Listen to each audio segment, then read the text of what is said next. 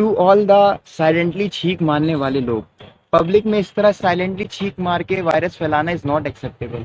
मतलब ये क्या, तुम छींक मार दो और सामने वाले को पता भी ना चले।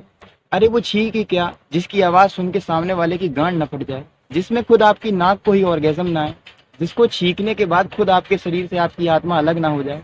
अरे पहले के लोग छींक अगर कल आनी होती थी तो एक दिन पहले ही उसका वार्म अप करने लग जाते थे, ताकि कल को अगर छींके तो 4 कोस के लोगों की गांड फट जाए और सतर्क हो जाए। पर तुम लोग, you are forgetting the culture man.